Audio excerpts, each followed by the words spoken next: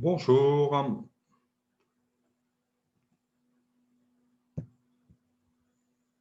nous nous retrouvons pour notre troisième rencontre de l'Avent, du jeudi 17 décembre 2012, 2020, pourquoi je dis 2012?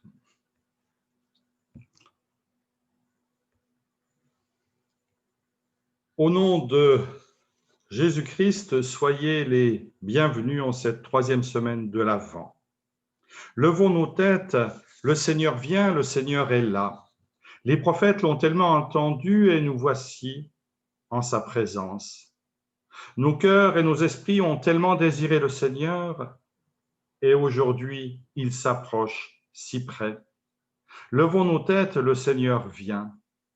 Laissons sa parole nous atteindre au plus profond.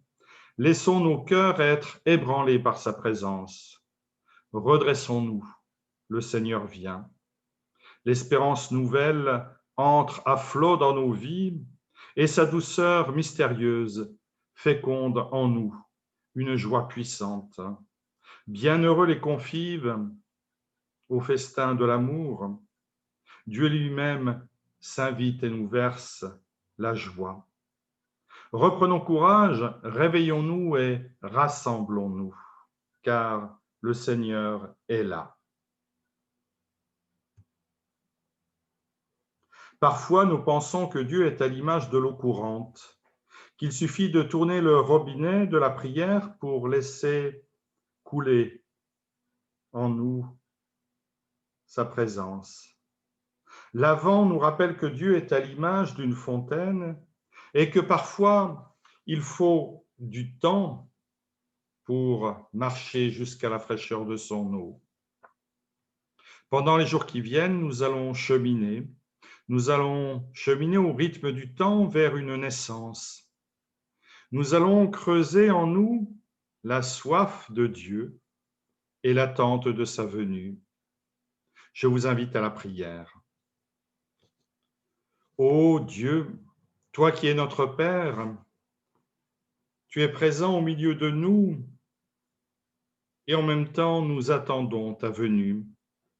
Tu es le vivant de notre vie, mais nous préparons ta naissance.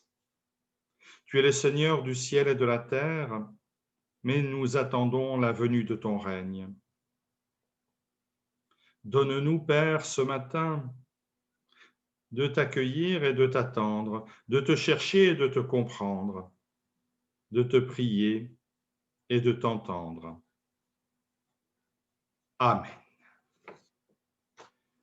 Et je vous invite à vous associer à ce chant « Écoute, écoute ».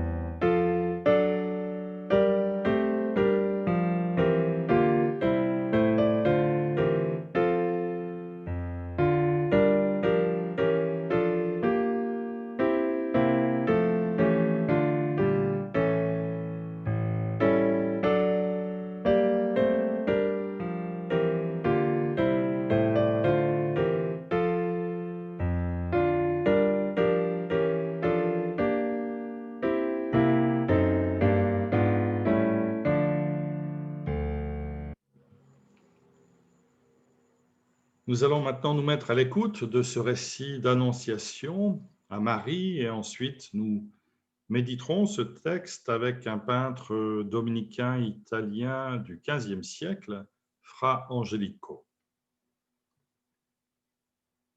Élisabeth est enceinte depuis 6 mois. Voici que Dieu envoie l'ange Gabriel dans une ville de Galilée appelée Nazareth. Il l'envoie chez une jeune fille promise en mariage à un homme appelé Joseph. Joseph a pour ancêtre le roi David et le nom de la jeune fille est Marie. L'ange entre chez elle et lui dit « Réjouis-toi, le Seigneur Dieu t'a montré son amour d'une manière particulière. Il est avec toi. » En entendant cela, Marie est très émue. Elle se demande « Mais que veut dire cette façon de saluer ?» L'ange lui dit « N'aie pas peur, Marie. Oui, Dieu t'a montré son amour d'une manière particulière. Tu vas attendre un enfant et tu mettras au monde un fils et tu l'appelleras Jésus. Personne ne sera aussi important que lui. On l'appellera Fils du Très-Haut.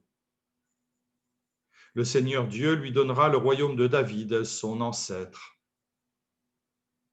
Il sera le roi du peuple d'Israël pour toujours, et son pouvoir ne finira jamais.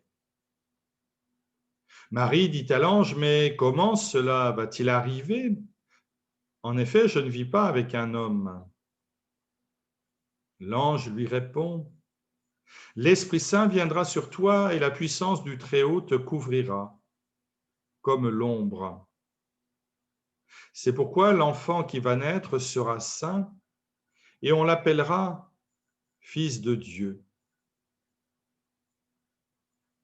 Et l'ange poursuit, écoute, Élisabeth, qui est de ta famille, elle aussi est enceinte et elle aura un fils. Pourtant, elle est vieille. On disait qu'elle ne pouvait pas avoir d'enfant et maintenant elle est enceinte depuis 6 mois. Non, rien n'est impossible pour Dieu. Et Marie répond, je suis la servante du Seigneur. Que Dieu fasse pour moi tout ce que tu as dit. Alors, l'ange la quitte. Et nous allons méditer maintenant à partir de ce texte avec le peintre Fra Angelico. Alors avec ce tableau, nous sommes dans un cadre géographique assez éloigné de notre récit. Mais ce qui est au centre, c'est bien la rencontre qui retient notre regard. Puisque Marie est assise à côté de sa chambre, à l'arrière-plan, Marie est située dans le cadre d'un couvent, plutôt que d'une maison de Palestine. Elle est peut-être dans un patio. Rien dans le décor ne laisse supposer une représentation du réel évoqué par l'évangile de Luc. Mais en tout cas, le peintre donne une impression de lumière, de bonheur. Quel contraste avec l'ambiance de ténèbres, de menaces, avec le langage de l'évangéliste Luc au commencement de son évangile. Fra Angelico, dans sa fresque de l'Annonciation, il use de la peinture pour dévoiler un message théologique avec les matériaux de son temps. Vous voyez que les 2 tiers, sur le côté droit du tableau, figurent l'Annonciation et le premier tiers à gauche, une autre histoire. Marie a ouvert un livre sur ses genoux, peut-être est-ce Ésaïe 7, la jeune fille vierge est enceinte. Devant elle, un ange, un archange qui se prosterne et qui fait l'annonce.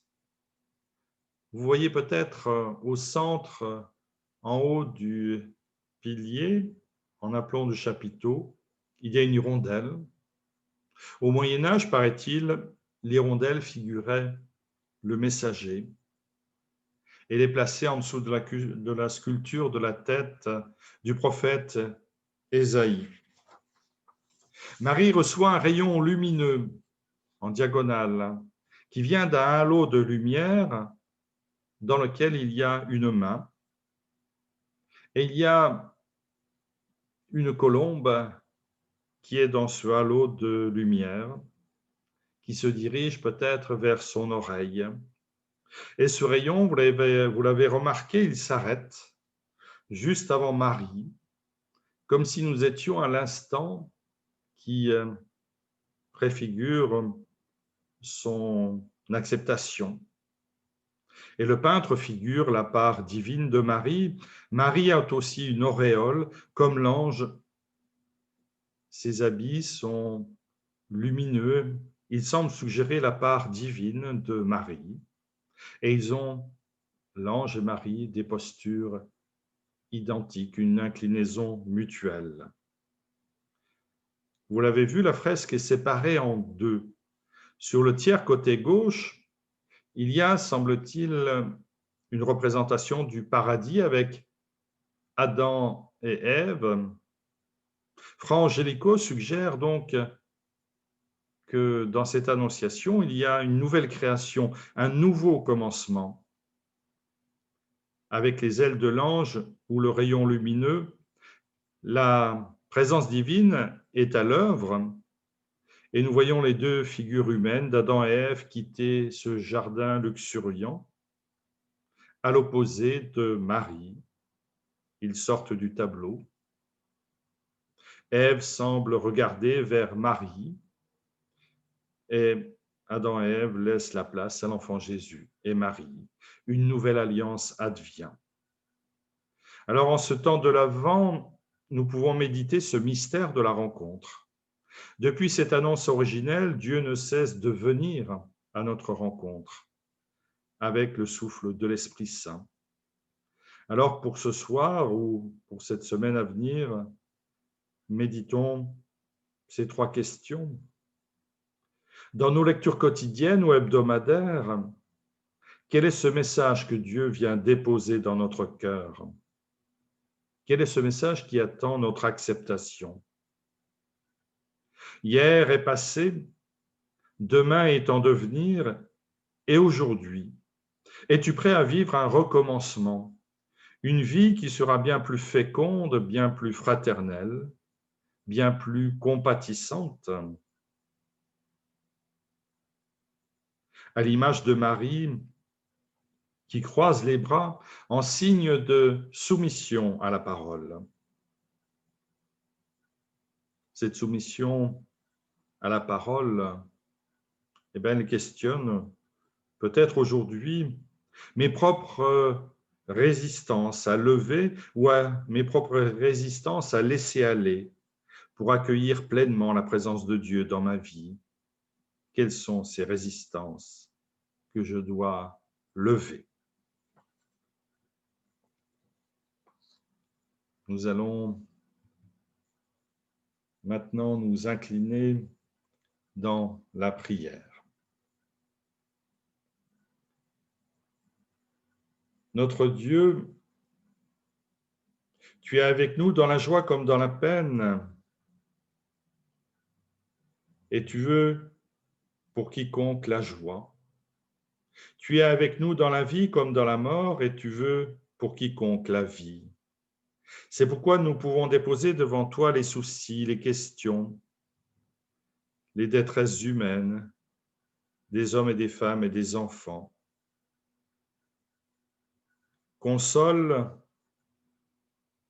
et réconforte tous les affligés, tous les malades du corps ou de l'âme, tous ceux qui souffrent en ce monde. Console et réconforte tous ceux que tu as placés sur notre cœur et qui ont besoin de notre prière.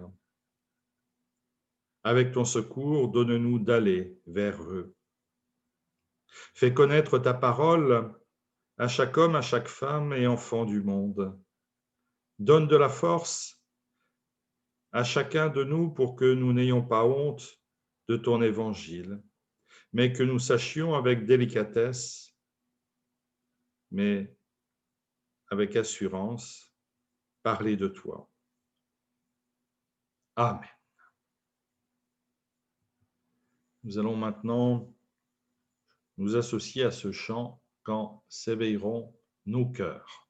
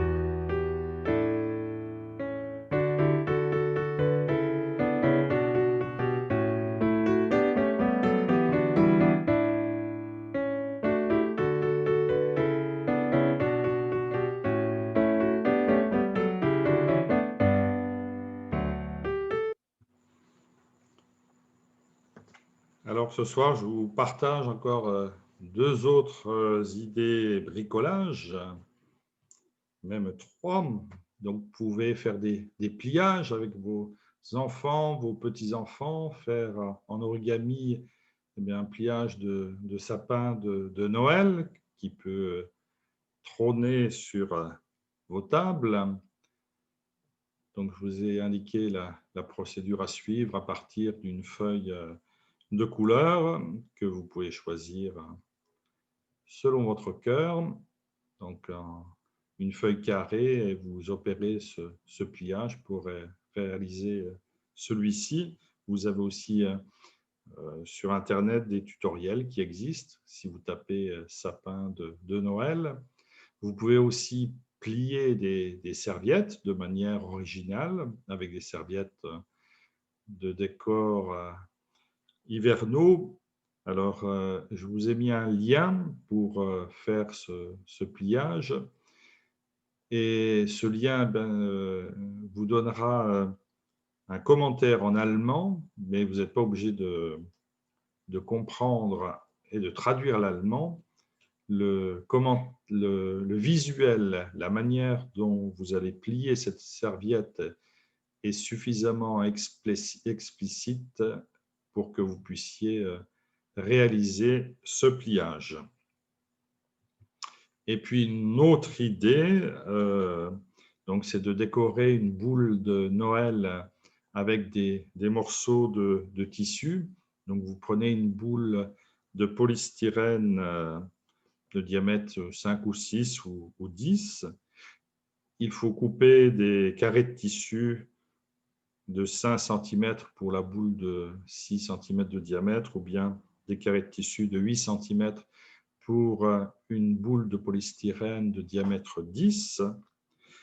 Et ces carrés de tissu, vous pouvez les plier en 4, puis les repasser. Ensuite, vous posez un carré non plié, c'est l'image de droite, non plié sur le sommet de la boule. Vous le fixez avec 4 épingles. Et ensuite, vous prenez les carrés repassés, vous ouvrez la première pliure et vous rabattez les deux angles pour former un triangle. Donc, ces triangles, vous en aurez besoin donc, à chaque rang que vous allez réaliser. Donc, vous posez les 4 triangles sur le sommet de la boule. C'est l'image du centre. Ici, il y en a pour l'instant 3. Et puis ensuite, vous intercalez un autre triangle entre les 4 déjà posés. Et puis vous recommencez, ainsi de suite, jusqu'en bas. Et lorsque vous arrivez à l'extrémité de la boule, eh bien, vous épinglez un dernier carré dont vous aurez plié les côtés. Alors, si ces explications ne suffisent pas, vous pouvez toujours contacter le groupe des Pénélopes à Guilherand-Granges parce qu'il me semble qu'elles ont réalisé ce travail il y a quelques années. Donc, elles pourront vous donner toutes les explications utiles. Nous allons maintenant nous associer à ce chant « Aube nouvelle dans notre nuit ».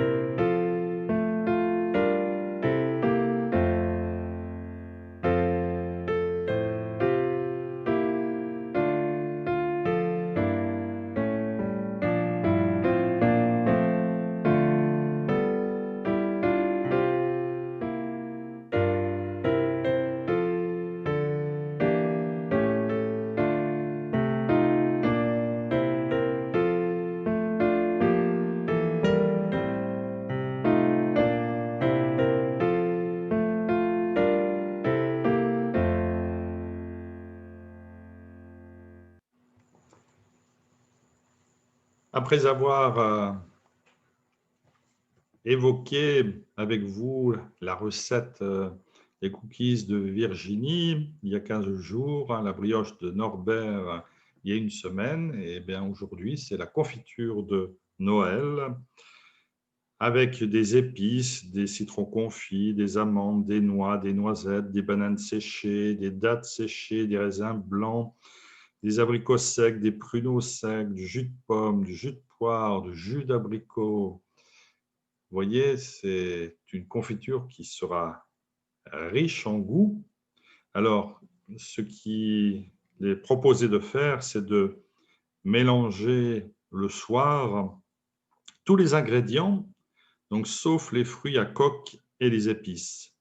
Donc, faire un mélange et cuire pendant 10 minutes ce mélange de fruits secs. Et le lendemain matin, eh bien, d'ajouter les fruits à coque et les cuire 5 minutes pour ensuite les mettre en pot. Hein. Si vous laissez maturer les fruits secs dans les différents jus toute la nuit, eh bien, tous les goûts s'imprégneront et vous aurez une explosion de goût lorsque eh bien, vous partagerez cette confiture en famille et avec vos amis. Alors, régalez-vous et mettez les fruits secs qui vous inspirent pour cette confiture. Les ingrédients proposés n'engagent que ceux qui ont réalisé cette confiture de Noël. Alors, nous allons écouter une interprétation de cette cantate de Bach, l'attente et espérance. Et Bach a composé donc ce morceau, Viens maintenant, sauveur des païens, Jean-Sébastien Bach.